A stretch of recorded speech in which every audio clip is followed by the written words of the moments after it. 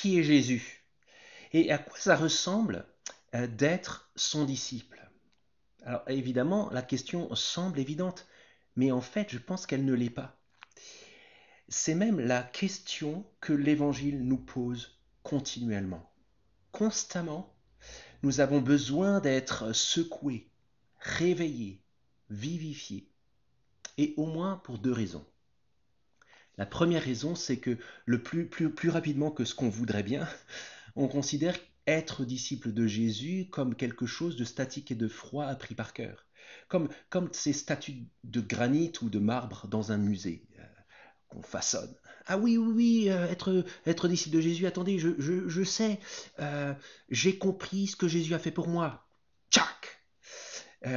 Je me sais pardonner. Tchac, tchac! J'ai placé ma foi en Jésus. Tchac, tchac, tchac! Je suis sûr d'être sauvé et pardonné pour toujours. Tchac, tchac, tchac! Et maintenant je peux attendre le jugement dernier tranquillement. Tchac, tchac, tchac! Et voilà la belle statue bien lisse de marbre froid qu'on pourrait très bien entreposer dans un musée si on s'en arrête là. Tout ça, c'est vrai, tout ce que je viens de dire. D'ailleurs, on vient de le voir longuement dans l'épître de Paul aux Romains. Mais être disciple de Jésus, ce n'est pas juste connaître ou maîtriser un corpus de connaissances théologiques et bibliques. C'est bien plus.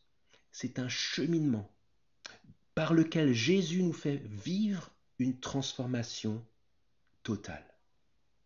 Alors au lieu de vouloir maîtriser sa parole dans mon orgueil, je veux apprendre à me laisser maîtriser par la parole du divin maître. Ce qui nous conduit à une deuxième raison pour laquelle on a besoin d'être réveillé et secoué par l'évangile. Tout simplement traiter le contenu de l'évangile comme un corpus de choses à maîtriser, eh bien, cela nous conduit subtilement, je pense, mais nous conduit quasi irrémédiablement à penser qu'il est possible d'enfermer Jésus dans ce corpus. Plus comme un concept théologique que comme mon Seigneur et Maître. Je connais Jésus comme j'apprends une poésie de l'école primaire. Je me donne du mal, je la connais par cœur, j'ai un très bien et la maîtresse est contente, et puis je passe à autre chose. C'est vrai que le Seigneur Jésus se fait connaître par la Bible, par l'Évangile au cœur de la Bible. Mais certainement pas pour qu'on puisse dire un jour « Ah, je connais Jésus, j'en ai fait le tour, je maîtrise », mais plutôt Dieu nous donne sa parole, la Bible, et l'Évangile en son cœur, pour que cela nourrisse notre relation vivante avec Jésus. Relation vivante. Plus je connais Jésus, plus je l'aime. Plus je l'aime, plus j'aime l'écouter, lui parler, apprendre à aimer ce qu'il aime, à détester ce qu'il déteste. Plus je l'aime, plus je suis prêt à le suivre, quoi qu'il m'en coûte. Plus je l'aime, plus j'aime parler de lui.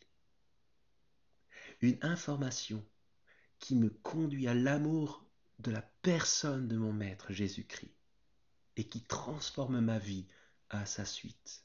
Au lieu de parler à la place de Jésus comme un concept, je veux me laisser faire par lui, je veux le laisser me parler, me former, me transformer et me préparer pour ma vie de disciple.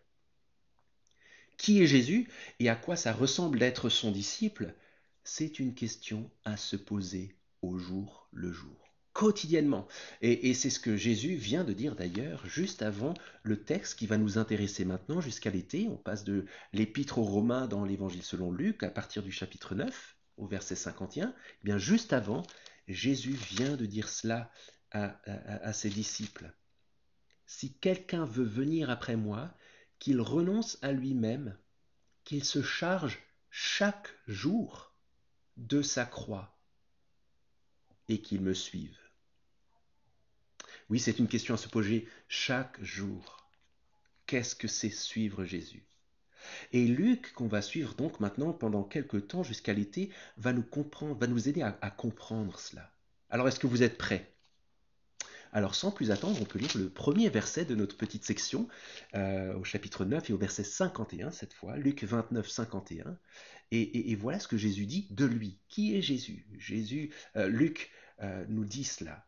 Lorsqu'approchèrent les jours où Jésus devait être enlevé du monde, il prit la ferme résolution de se rendre à Jérusalem. Plusieurs choses à dire là.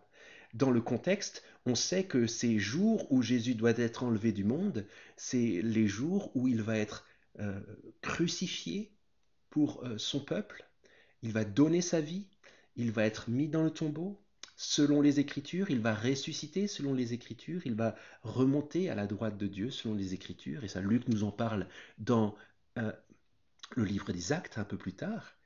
Mais ce moment-là de la souffrance, le Seigneur y va en littéralement en durcissant son visage d'une manière déterminée. Il ne se détourne ni à droite ni à gauche et il y va sachant que c'est ce qu'il doit faire à Jérusalem.